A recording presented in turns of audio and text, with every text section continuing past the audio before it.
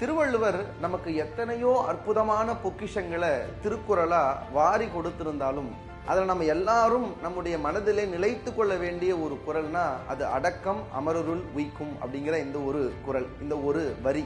கண்ணதாசன் கூட சொல்லுவார், நிலை உயரும் போது பணிவு கொண்டால் உயிர்கள் உன்னை வணங்கும்னு சொல்லுவார்.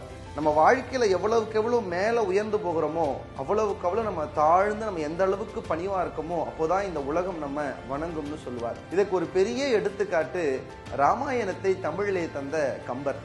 அவையடக்கத்துல சொல்றாரு, ஓசை பெற்று ஒரு பார்க்கடல் உற்று ஒரு பூசை நக்குப்பு புக்கென ஆசை பற்றி அறையல் உற்றேன்னு சொல்லுவார்.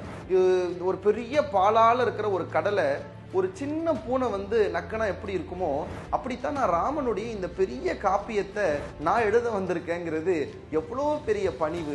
இதை விட இன்னும் ஒரு படி மேலே போய் சொல்றாரு, இங்க நிறைய சிற்பிகள் ஒரு பெரிய மண்டபத்தை செதுக்கும் போது ஒரு குழந்தை ஓடி ஒரு கல் எடுத்து தரையில கீறுனா நீ என்ன பெரிய சிற்பியான்னு மற்றவங்க எல்லாம் கோச்சிக்க மாட்டாங்கல்ல, அந்த மாதிரி நீங்கள்லாம் பெரிய சிற்பிகள், அதாவது நீங்கள்லாம் பெரிய அறிஞர்கள், நான் ஒரு சாதாரண குழந்தை கல்லெடுத்து கீர்னதுதான் இந்த காப்பியம். எதை சொல்றாரு?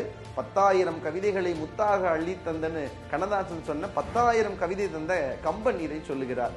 அறையும் ஆடரங்கும் மடப்பிள்ளைகள் தரையில் கீரிடின் தச்சரும் காய்வரோ என்கிற கம்பராமாயணத்தினுடைய அவையடக்க இந்த வரிதான் அடக்கம் அமரருள் உய்க்கும் என்கிற திருக்குறளுக்கு ஒரு அற்புதமான உரை விளக்கம்.